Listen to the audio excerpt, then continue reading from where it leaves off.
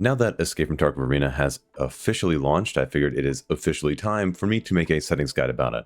However, do keep in mind that this is not your typical settings guide or best settings guide. Instead, I will be teaching you what each one of these settings does so you can make appropriate adjustments depending on how you prefer your image to look. I will also be discussing them in terms of if they hurt your GPU or CPU bound performance, and you can think of that as, for example, a GPU bind being at 100% GPU usage and a CPU bind being less than 100% GPU usage. There are way more complexities to that, but that'll give you a general idea of what settings affect what, depending on how your rig's set up. There will also be a slight more competitive edge to this than the normal Tarkov settings guide that I did, just to let you know more in detail how things affect image quality. If this helps you figure out your settings for Arena and gives you a better picture of what you need to change, please of course hit the usual buttons in the description, liking, subscribing, all that stuff. And of course, if you have any questions, feel free to leave them in the comments below or over on my Discord, which is the first link in the description. One more important thing before we get started. If you have both Tarkov and Escape from Tarkov Arena, you will have some settings being reset, some keybinds being reset every single time you switch games. I don't know if anybody else has noticed this, but it's been happening to me a lot. And settings like automatic RAM cleaner, which aren't in Arena, keep getting disabled every single time I boot up Arena and switch back to Tarkov.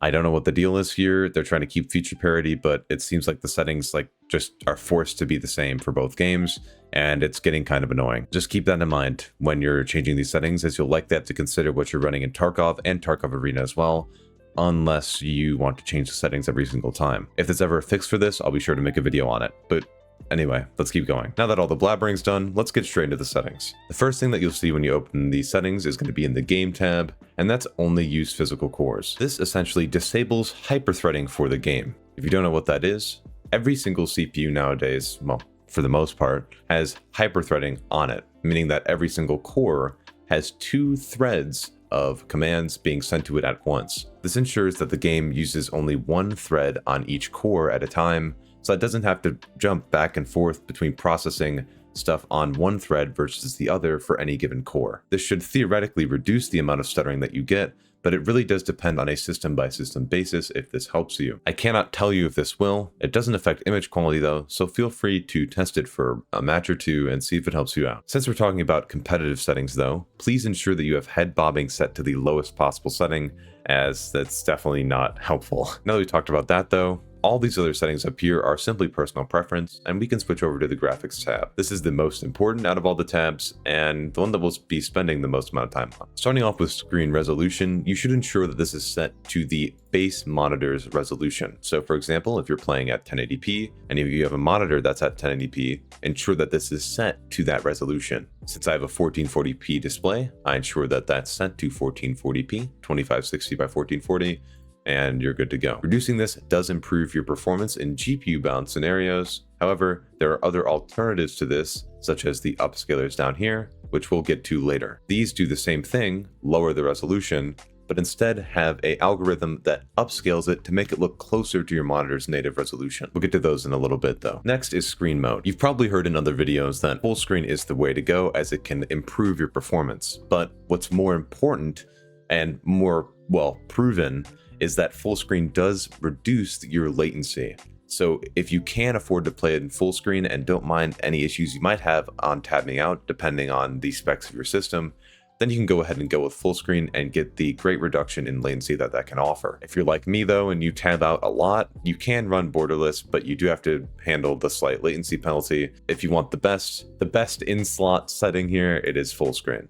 No doubt. Of course, aspect ratio is a bit more pertinent now that we're in Arena. A lot of people like running this at 4:3 and shooting at wide Putin, but your results may vary, as I just simply can't play at 4:3 aspect ratio. It kind of makes me sick. 16:10 is a ratio that is a bit less sickening. It just slightly stretches everything out, but I still do not prefer this, and I like just having the stock aspect ratio that's associated with my screen resolution. Of course, however, this is a personal preference setting and won't have any effect on your performance. Next up is VSync, or vertical sync. If you don't know what this does, it essentially ensures that you don't get any screen tearing, and that screen tearing can occur when you have 2 frames, 2 separate different frames that are appearing on the screen at once, causing a tear in the rough center of your screen that can affect your image quality. Turning this on, however, does induce a frame buffer and thus impedes a latency penalty, so having this on really is not recommended. If you really cannot stand the tearing, then you could use this or use an alternative like a G-Sync or FreeSync. Turning this on also doesn't allow you to turn on NVIDIA Reflex Low Latency, and if you have access to that technology, I highly recommend turning that on instead of using VSync. Let's get to the actual settings down here though. Texture quality is first up, and as the name implies, it determines the quality of textures of objects throughout the entire map. This can have an effect on your VRAM buffer, which if I pull up my MSI Afterburner overlay here, texture quality is that setting that impedes your VRAM consumption the most, so if you're struggling with this number equaling your VRAM buffer on your card, then you might want to try turning texture quality down if you can handle it. On the screen now is a comparison between the 3 different types of texture qualities, which I took in Escape from Tarkov, so you get a clear idea of the differences of each. Some people who are super pro like running on low textures because it makes everything a bit more mushier and easier to just see color instead of, well, seeing all the detail and everything. But if you can handle it, I'd recommend running on medium. Most 8GB cards should be able to handle medium quality, but if you are below 8GB of VRAM, I highly recommend running low. And if you're at roughly 12GB or more of VRAM, I think you'd be good enough to experiment with having high textures. If you notice that your VRAM is very close to or completely maxed out, you should definitely lower this to the next tier down. This had no effect on the performance of the game, however, in my testing. The only way that this can have an effect is if it starts filling up your VRAM buffer, in which case you start to get VRAM spillover, which means that data from your VRAM buffer is spilling over into your system memory. This can cause a stutter when you're in game, and you definitely don't want that. So if you can stay under that buffer, that is highly recommended. Shadow quality is next, and contrary to some people's belief, this isn't affecting the distance of shadow quality, or shadows rendering in. I tried to test on Arena in every setting that I could to see if I could find a difference between low and ultra, but I really could not see a difference in rendering distance. Instead, it handles how dark the shadows are and how defined they are. It is the resolution of the shadow. If you'd like to have shadows be at least a bit more defined, you can switch to medium shadow quality and impede a slight GPU bound performance hit. Otherwise, if you like having as much performance as possible when you're GPU bound, you can set the shadow quality to low and still see some shadows. Most of the time with the pacing of Arena, the shadow is not going to be the thing that wins you the gunfight. This isn't too much of a setting that you need to worry about, though your personal preference can come in the mix here. And if you want to sacrifice some performance for medium to have a bit more definition in the shadows, you totally could. I don't recommend going above high, though. Next, let's move to Object LOD Quality, or Level of Detail Quality. This controls the distance of which the object's level of detail begins to lower. Objects, as you walk away, will sort of morph into lower quality versions of themselves to improve the consumption of system resources. Since Arena is on relatively small maps, anything above LOD 2.5 should be completely fine, and you shouldn't see any issues with stuff popping in. Even cranking this up to full 4, and just an anecdotal test that I did in an Arena match, I only got a difference in FPS of about 3 to 4 on AirPid. So there's not really too much of a difference with LOD quality as of right now, and you should be good to set this to your personal preference. Mine is 2.5. But I do see a lot of people enjoy running 3 just so they don't see any pop in. Overall visibility is even less important, as this only controls the distance of rendering of very far objects. Keep in mind though that since this is linked with base Tarkov, I really wouldn't recommend going above or below 1000, as then you'll be having issues in normal Tarkov, and I don't think you want to set them back and forth every single time you load into each game. But that being said, most of you should be just fine at 1000, but if you play both games and you like having things stay rendered in the far distance, like detail objects like the smokestacks on woods, then you might want to just keep this at 1500 and call it a day. I couldn't find any performance difference with this setting. Next up is Anti-Aliasing, and this essentially controls how many jagged edges and how much shimmering there is in the image. Now that we're in a bit more of a competitive setting, the blurriness that you might get with TAA, or temporal anti-aliasing here, may impede your performance on longer ranges. I don't really notice this, as I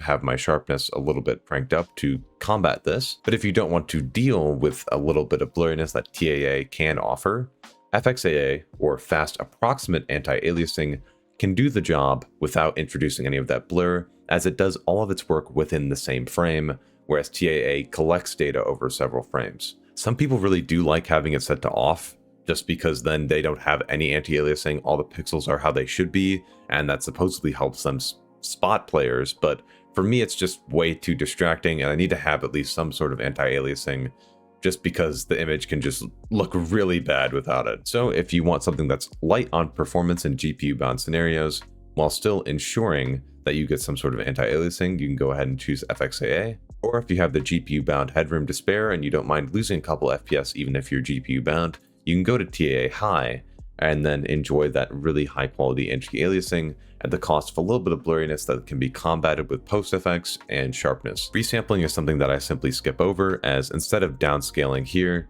you can go ahead and use an upscaler instead to get way better image quality, and instead of upscaling here, you could use DLDSR, or Deep Learning Dynamic Super Resolution, which I made a video about and I'll link it in the description below. Now to the upscalers. You got DLSS, or Deep Learning Super Sampling, AMD's FSR, or Fidelity FX Super Resolution, and you have two versions of this, FSR 1.0 and FSR 2.2. Only people with 20, 30, and 40 series cards can access DLSS. If you have those cards, and you need the extra GPU-bound performance uplift, then you can go ahead and set this to quality and see the performance gains. I don't really recommend going below quality, but since you are at close ranges most of the time, going lower may not necessarily impede you as much as you might think, because as you go lower, you still have close range engagements, and you'll still be able to see players even if the quality of them isn't as sharp. However, even if you have a card that can use DLSS, some people say that the appearance of DLSS is just a bit too blurry. Because of the blurriness of DLSS, some people prefer FSR 2.2.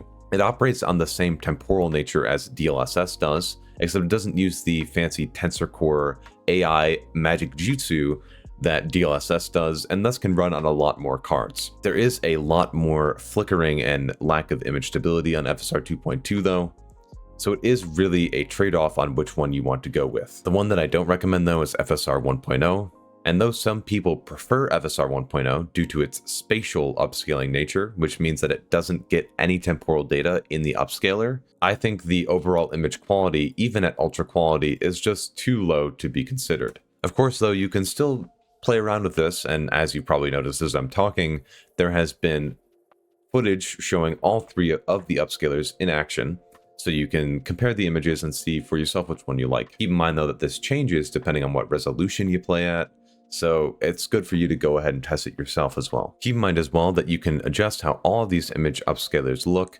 using both sharpness down here and the PostFX settings, which we'll get to later in the video. Those can help the image look a little bit sharper and reduce the image quality deficit that you might get by using these. Next up though is HBAO, or Horizon-Based Ambient Occlusion. This essentially just controls the shadows that you see around objects around you in the game, along with the shadowing that you see on your gun and the hands touching the gun. Setting this to completely off completely nullifies all of those shadows that are around objects, only casting the shadows that are seen from shadow quality. But to me, this just looks a little bit unnatural and doesn't really help you in seeing players. Of course, setting this completely off does improve your GPU-bound performance slightly, but to me, having the image quality benefit of max performance outweighs that. This is something that you'll need to test, of course, and have your own personal preference in the mix, but it doesn't really affect how you play that much, and it won't stop you from spotting players, especially at the lower settings. The higher you go with this, you will have more GPU-bound performance hits, along with darker shadows around certain objects. So it can get to a point where it can start impeding your actual gameplay. So that's why my recommendation is either max performance or just setting it to off, depending on how you prefer the game to look. SSR, or screen space reflections, is one of the settings that I first recommend turning down or off, and it essentially just controls the reflections around certain objects, especially when it's raining. The good thing about this though is that SSR doesn't really apply as much in Arena, as there's never any rain, so you don't need to worry about that, at least not yet. Turning this to either low or off is your best bet. If you really want it, you can go ahead and go to low, or if you don't mind sacrificing it entirely, you can go to off and enjoy the performance benefit from that when you're GPU bound. The only reason I run medium is I don't mind the performance hit and I like how SSR looks, so it's just a personal preference thing for me. But for you guys, I'd recommend either low or off. Anisotropic filtering is actually a recommendation that I'm changing from my original Tarkov settings video that I posted a little bit ago. Anisotropic filtering, if you didn't know what it was, is it controls how textures look when you're not looking at them straight on. So for example, if you're looking at them at like an oblique angle, that's what they normally call it when you're not looking straight down at the texture, this will improve how that texture looks and reduce the amount of blurriness that you see. If you watched that last video, you know that I like having anisotropic filtering forced on, as it makes the image clearest out of all the 3 given options. However, it does come with a GPU-bound performance hit. Because of that, and if you want to chase the most frames as possible in the competitive shooter, you can go to per texture instead and get, I'd argue, 80 to 85% of the image quality at less of a performance hit. The performance you get with per texture is actually very similar to the performance you get with off, and this really helps to reduce that blurring that you see on the ground and on walls when you're not viewing them straight on. This is definitely a setting that I would recommend at per texture for most people, or if you just have the GPU headroom to spare or don't mind losing a little bit of performance, you can force it on and get the most clarity from forcing it on. Next up is NVIDIA Reflex Low Latency. I highly recommend having this on, and if you remember when I was talking about VSync, this, as the name implies, improves your latency by syncing up the render pipeline between GPU and CPU, making sure that frames continue to be churned out in a very orderly fashion, which reduces latency. It reduces the amount of queued frames, ensuring that you get the most recent frame as soon as possible. If you're in a CPU-bound scenario, however, you might want to be a bit weary of on plus boost, as this can cause issues in CPU-bound scenarios, at least according to what I could find. It's not really proven, and I haven't seen too much issue with this, but since my GPU is running at near 100% usage most times anyway, I like to just stick it on and avoid any of that hassle. Boost just keeps your clocks higher, so if you want to test with boost just to ensure that your GPU is always kept high in clocks while you're in, say, the main menu, and while you're in lesser demanding scenarios, you can run on plus boost and see how it feels.